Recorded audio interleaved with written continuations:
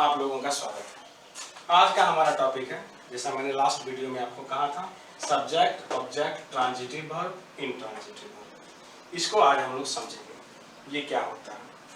उससे पहले मैं आपको ये बता दूं, खास करके ट्रांजिटिव और इंट्रांजिटिव वर्ब, इसका कंसेप्ट अगर आपको क्लियर हो जाता है तो 22 चैप्टर आप जो पढ़ते हैं उस 22 चैप्टर का जो फाउंडेशन है, जो ग्राउंड है, वो आपका क्लियर हो जाएगा।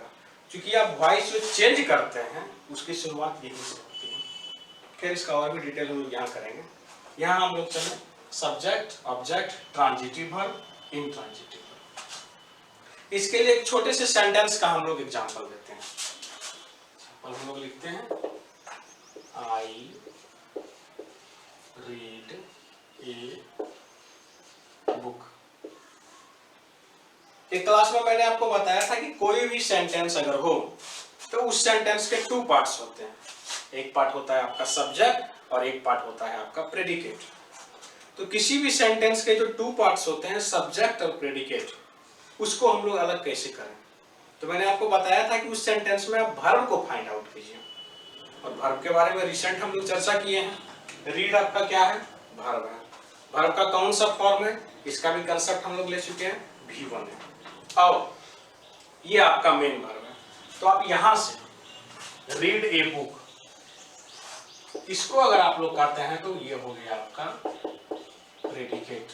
और इसके अलावा जो बच गया आई, ये हो गया आपका subject. I read a book आपका एक सेंटेंस है जिसमें कि सब्जेक्ट क्या है? आई, और रीड ए बुक, ये पूरा का पूरा पार्ट क्या है? प्रेडिकेट। अब आप यहाँ आइए, सब्जेक्ट हम लोगों को ढूंढना है। सब्जेक्ट हमारा हो गया आई। बेसिकली सब्जेक्ट कहते किसको हैं? सेंटेंस के उस पार्ट को बोलते हैं जिस पार्ट में ये कुछ काम करे, यानी ऐसा वर्ड जो कि कोई फंक्शन कर रहा है, कोई काम कर रहा है, या तो वो खुद काम कर रहा है या उसका रिप्रेजेंटेटिव बन रहा है, तो उस केस में हम लोग उसको सब्जेक्ट बोलेंगे। हर एक सेंटेंस में बाकायदा ये होता ही नहीं कि सब्जेक्ट ही फंक्शन करता है, लेकिन कम से कम फंक्शन करने वाले की जगह पे आता है, तो उसको हम लोग सब्जेक्ट बोलते हैं। और प्रेडिकेट वर्ब से लेके लास्ट तक। तो सब्जेक्ट आपका क्लियर है। अब आप आइए ऑब्जेक्ट। ऑब्जेक्ट वाला जो पार्ट होता है ये आपको प्रेडिकेट वाले पार्ट में जाएगा। तो प्रेडिकेट आपका रीड ए बुक तक है। अब इसी में से कोई ना कोई आपका ऑब्जेक्ट होगा। ऑब्जेक्ट को फाइंड करने का सबसे अच्छा तरीका है, आप प्रेडिकेट पार्ट में पहले वर्ब को फाइंड आउट कीजिए। तो वर्ब आपका क्या है? रीड। प्रेडिकेट के पार्ट में हम लोग वर्ब को फाइंड करेंगे। वर्ब हमारा इस सेंटेंस में क्या है? रीड। वर्ब से 2 क्वेश्चन हम लोग करेंगे, व्हाट, हूम। इसी मेन वर्ब से हम लोग 2 क्वेश्चन एराइज करेंगे, व्हाट, हूम। हिंदी में अगर हम लोग कहें तो व्हाट का मीनिंग क्या, और हूम का मीनिंग किसे। आप अपने मेन वर्ब से 2 क्वेश्चन एराइज कीजिए, व्हाट, हूम, क्या, किसे। तो इस दोनों क्वेश्चन का जो आपका आंसर वर्ड होगा, व्हाट और हूम जो आप क्वेश्चन कर रहे हैं, इस दोनों क्वेश्चन का जो आंसर वर्ड होगा वो पार्ट भी आपको प्रेडिकेट में ही मिलेगा, और वो जो आंसर वर्ड होगा उसी को हम लोग ऑब्जेक्ट कहेंगे। प्रेडिकेट पार्ट में ही आपको वर्ब मिलेगा, प्रेडिकेट पार्ट में ही आपको ऑब्जेक्ट मिलेगा। कभी कभी ये समस्या आती है कि आप जो क्वेश्चन व्हाट, हूम से पूछते हैं, और कभी कभी ये लगने लगता है इसका आंसर तो है, लेकिन इसका आंसर आपको ये लगने लगता है कि वो सब्जेक्ट वाले पार्ट में नहीं, वर्ब भी आपको प्रेडिकेट वाले पार्ट में मिलेगा, और जो क्वेश्चन आप पूछिएगा व्हाट और हूम से, उसका आंसर भी प्रेडिकेट पार्ट में ही होना चाहिए। तो यही जो आपका आंसर वर्ड होगा यही आपका ऑब्जेक्ट होगा। जैसे इस सेंटेंस में अगर हम लोग देखें रीड, तो क्या पढ़ते हैं? बुक पढ़ते हैं। तो ये जो आपका बुक है ये किसका आंसर आपको मिला? व्हाट का। तो ये बुक जो हो गया आपका हो गया ऑब्जेक्ट। इस सेंटेंस की अगर हम लोग बात करें तो रीड जो आपका वर्ब है, इस वर्ब से जो आप क्वेश्चन करते हैं, पढ़ता है, क्या पढ़ता है, किसे पढ़ता है का आंसर तो मिल नहीं रहा, क्या पढ़ता है तो बुक पढ़ता है। तो ये बुक आपका हो गया ऑब्जेक्ट। ट्रांजिटिव है या इंट्रांजिटिव, उसका सारा कंसेप्ट इसी पर लाई करता है। ऑब्जेक्ट फाइंड आउट करने आपको अगर आ जाता है तो फिर आगे कोई भी समस्या नहीं होती है। दूसरा एग्जांपल हम लोग लेते हैं, he gave me a pen. He gave me a pen. फिर इसमें आप आइए, सबसे पहले ये आपका सेंटेंस है। क्यों सेंटेंस है, चर्चा हम लोग कर चुके हैं लास्ट क्लास में। सेंटेंस किसको बोलते हैं, वर्ड्स का ग्रुपिंग होता है। कितने वर्ड, 1 2 3 4 5 वर्ड्स का ग्रुपिंग है, तो सेंटेंस है। वर्ड इसको क्यों बोलेंगे, चर्चा हम लोग कर चुके हैं, क्योंकि ये लेटर्स का ग्रुप है। कितने लेटर्स हैं, 2, H और E। इसमें आप सबसे फर्स्ट हमको क्या करना है, सब्जेक्ट और प्रेडिकेट को अलग करना है। अलग कीजिए सब्जेक्ट और प्रेडिकेट को। प्रेडिकेट को अलग कैसे करेंगे, तो वर्ब ढूंढेंगे। वर्ब आपका क्या है, गेव। यहां से लेके यहां तक आपका क्या हो गया, प्रेडिकेट। ये आपका ही क्या हो गया, सब्जेक्ट। अब आपको जो आंसर मिलेगा और जो क्वेश्चन पूछिएगा वो सारा प्रेडिकेट पार्ट से कीजिएगा। तो प्रेडिकेट का पार्ट में सबसे पहले आप क्या ढूंढिएगा, वर्ब, गेव। अब आप क्या कीजिएगा, गेव से क्वेश्चन पूछिएगा। क्या क्वेश्चन होगा, व्हाट, हूं, तो दिया, क्या दिया, तो पेन। ये आपको जो है व्हाट का आंसर दिया। किसे दिया, मी, मुझे दिया। ये आपको किसका आंसर दिया, whom का आंसर दिया। तो इस सेंटेंस में आप दोनों क्वेश्चन पूछते हैं, दोनों क्वेश्चन का आंसर, एक का भी आंसर मिल गया और वो जो आंसर वर्ड है वही आपका ऑब्जेक्ट कहलाएगा। इसमें आपके पास क्या है, दोनों का आंसर मिला, व्हाट का भी आंसर मिला और whom का भी आंसर मिला। तो हम कहेंगे कि इस सेंटेंस में 2 ऑब्जेक्ट्स हैं। क्या क्या ऑब्जेक्ट है भाई, एक ऑब्जेक्ट आपका मी है, एक ऑब्जेक्ट आपका पेन है। तो इस सेंटेंस में 2 ऑब्जेक्ट्स। तो किसी भी सेंटेंस में एक ऑब्जेक्ट भी हो सकता है, 2 ऑब्जेक्ट भी आपको हो सकते हैं। तो इस सेंटेंस में आपका 2 ऑब्जेक्ट है, एक है मी और एक है पेन। अब अगर 2 ऑब्जेक्ट है तो दोनों ऑब्जेक्ट को हम लोग क्या क्या बोलेंगे, तो इस तरह से हम लोग ऑब्जेक्ट को भी क्लासिफाई कर सकते हैं, direct object, indirect object. What का जो आंसर दे, जो वर्ड आपको व्हाट का आंसर देगा, ऑब्जेक्ट तो होगा ही, और उसको हम लोग बोलेंगे डायरेक्ट ऑब्जेक्ट। और जो आंसर आपको whom का देगा उसको हम लोग बोलेंगे इनडायरेक्ट ऑब्जेक्ट। तो अगर इस सेंटेंस की बात हम लोग करें तो यहाँ पेन जो है आपका व्हाट का आंसर है, तो पेन को हम लोग बोलेंगे डायरेक्ट ऑब्जेक्ट। और ये whom जो मी जो है आपको whom का आंसर है, तो इसको हम लोग बोलेंगे इनडायरेक्ट ऑब्जेक्ट। यहाँ तक हमने क्या बात की, ऑब्जेक्ट को आपको फाइंड आउट करना है। आपका सबसे मेन फंक्शन है ऑब्जेक्ट को फाइंड आउट करना। आप क्या करेंगे, एक सेंटेंस लेंगे, उस सेंटेंस को पहले आप एनालाइज करेंगे, किसमें, सब्जेक्ट में और प्रेडिकेट में। उसके लिए आप क्या करेंगे, पहले आप वर्ब को फाइंड आउट करेंगे। वर्ब से लेके फुल स्टॉप वाला पार्ट आपका प्रेडिकेट हो जाएगा, इधर जो बचा आपका सब्जेक्ट हो जाएगा।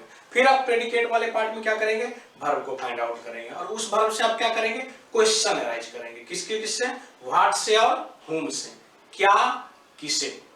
एक का आंसर मिले तो वो आपका एक ऑब्जेक्ट, दूसरे का आंसर मिले तो वो भी आपका ऑब्जेक्ट, और अगर दोनों का आंसर मिले तो दोनों आपका ऑब्जेक्ट। और उस तरह से ऑब्जेक्ट को भी आप नेम दे सकते हैं। अगर व्हाट का आंसर मिले तो हम लोग कहेंगे उसको डायरेक्ट ऑब्जेक्ट, और अगर whom का आंसर मिले तो हम लोग उसको बोलेंगे indirect object. I read a book, I read a book में आपका क्या है, व्हाट का आंसर है, तो इसको हम लोग ऑब्जेक्ट तो बोलेंगे। और ऑब्जेक्ट में अगर ये सवाल उठाया कि ये कौन सा ऑब्जेक्ट है, तो इसको हम लोग बोलेंगे डायरेक्ट ऑब्जेक्ट। अगर हम लोग इस सेंटेंस की अगर बात करें तो इसमें अगर पूछा जाए कितने ऑब्जेक्ट, 2 ऑब्जेक्ट। क्या क्या, मी और पेन।